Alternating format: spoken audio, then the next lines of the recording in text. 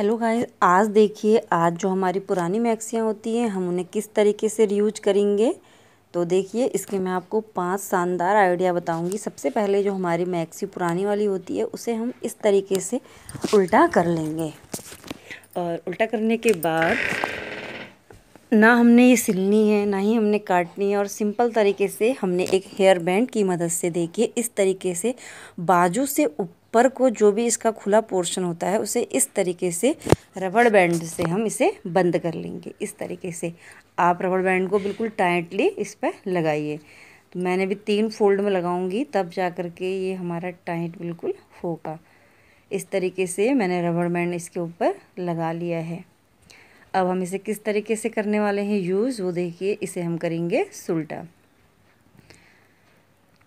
अब सुल्टा करने के बाद अगर अब हम इसे सुल्टा करेंगे और इसके इतने सारे यूज़ हैं वो आप देख करके हैरान हो जाएंगे। तो देखिए सबसे पहले हम इसे उल्टा करते हैं और जो हमारे घर में जो बाल्टी पड़ी रहती हैं, जैसे जिसमें हम चावल रखें या कुछ भी रखें, आपके पास अगर ड्रम है तो आप उन्हें भी इस तरीके से बंद करके रख सकते हैं जिससे कि इन सामानों में धूल वगैरह ना पड़े और एक बहुत अच्छा सा देखने में भी लगता है। तो इस तरीके से आप इसका यूज इस तरीके से कर सकते हैं। कोई भी नहीं कहेगा कि ये मैक्सी है, क्योंकि कलरटेड होती है तो काफ़ी सारे रंग होते हैं इसमें।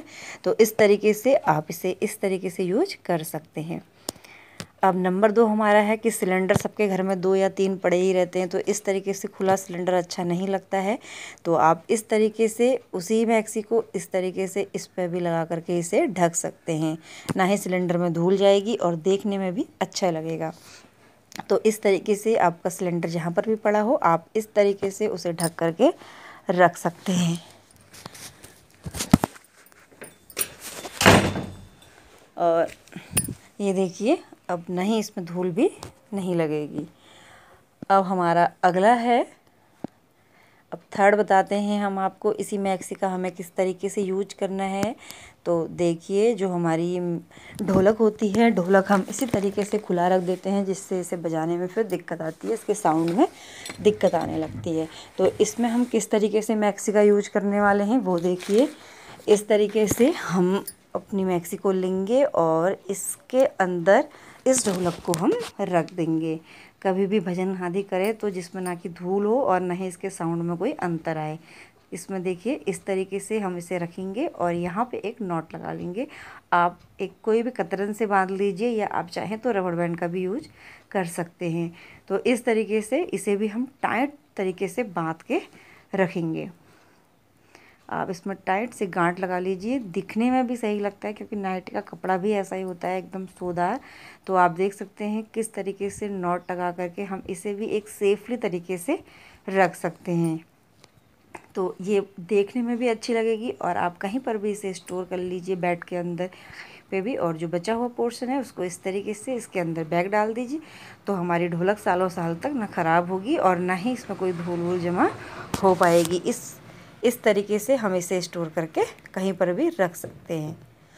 अब हमारा नेक्स्ट आइडिया है, हम जब भी सीजनेबल कपड़ों को निकालते हैं और तो दूसरे कपड़ों को हमें रखना होता है, अगर जाड़ा हो तो गर्मी के, गर्मी हो तो जाड़ा के।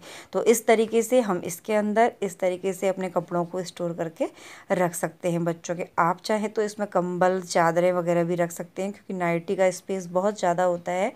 तो इस तरीके से हम कपड़ों को इस पर रखेंगे और रखने के बाद देखिए इस तरीके से इस पर हम नॉट लगाएंगे। आप एक कपड़े से इसे टाइटली बांध दीजिए। इस तरीके से हम इसे बांध देंगे और बांधने के बाद ये कुछ इस तरीके से हो जाएगा। तो देखिए आप इसे ऐसे ही बाहर से भी रख सकते हैं, ये देखने में भी बहुत अच्छा लगता है। इस तरीके से फोल्ड करके इसे हम प्लेन करके, आप चाहें तो इसमें और कपड़े भी आ सकते हैं, आप बेड के अंदर भी स्टोर कर सकते हैं। तो इस तरीके से हम इसे कहीं पर भी रख सकते हैं। तो देखने में भी अच्छा लगता है और रखने में भी सुविधा होती है। अब इस तरीके से देखिए जो हमारी नाइटी है ये, तो इस तरीके से हम इसे किसी भी कवर के रूप में भी रख सकते हैं। आप पुराने तकियाओं को इसके अंदर या तकिया का कवर बना भी सकते हैं, और अगर कवर ना बनाना चाहें तो कंबल वगैरह का कवर भी ये बन जाता है। तो इस तरीके से हम इसको रख सकते हैं। आप इसमें कितनी भी चीज़ें स्टोर करके रख सकते हैं। तो और जो हमारी मशीन वगैरह खुली रहती हैं उन्हें भी हम इस तरीके से धूल से बचाने के लिए ढक कर के रख सकते हैं। इसका यूज हम कर सकते हैं, जिससे हमारी धूल बिल्कुल भी नहीं बैठेगी और एकदम से सेफ भी रहती है। अब आप देख सकते हैं किस तरीके से एक सिलाई मशीन का कवर भी बन जाता है।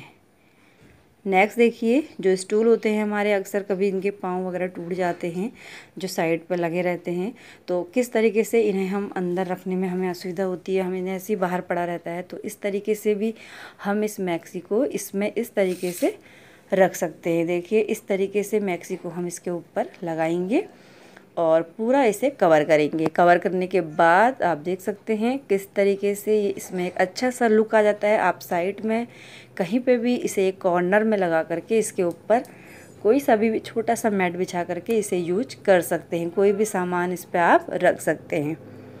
तो इस तरीके से इसका यूज भी हम इस तरीके से कर सकते हैं।